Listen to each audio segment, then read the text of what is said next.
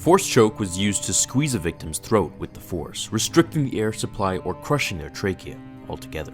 Sometimes, even, the person would be lifted off the ground by the power of the Force choke, much like Kenobi against Dooku on the Shadow's Hand. In Star Wars, we've all seen the iconic Force choke and its immense power, not to mention it's one of the most epic ways to silence someone, as Vader has shown us plenty of times in the movies, books, and games. So it raises the question, why don't Jedi and Sith just Force choke one another, or even levitate each other during battle? Each Force user has a Force shield. Depending on the user's Force power, mental strength, and gifted abilities, another Force user will have a harder time breaking through their Force barrier unless distracted or weakened. Let's take Darth Maul, for example.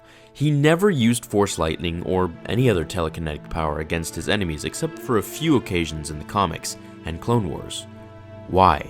Force powers drain a user's life force. Where we may not see some executing powers through the air, they are most definitely using the Force to enhance speed, strength, stamina, or their reflexes, all of which Maul used his Force energy on. In the battle between Sidious and Yoda, we see a short lightsaber fight, since both of them were far more powerful in the Force than the limits of a lightsaber could take them.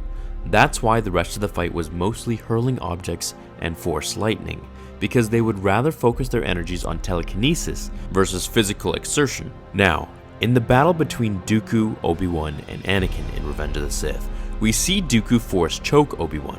The reason for this has two answers. The first being, some people think that Palpatine actually helped Dooku break through Obi-Wan's Force shield. Dooku was a far superior fighter and Force user than Obi-Wan. He was able to break through his Force shield better than Obi-Wan could. Obi-Wan was actually the worst Force-attuned student at the Academy. He simply became great through his calculated methods and persistence to practice what he studied. So Force users in general would gauge one another in their powers within the Force, and if they were both relatively equal, then lightsabers would be drawn until only one stands. To say about it, I have.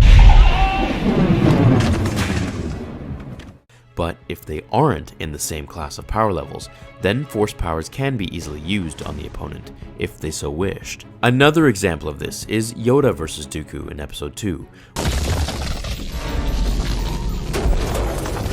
Once Dooku challenged Yoda's Force abilities by firing Sith lightning into his absorbing palms, he knew it was time for the second option.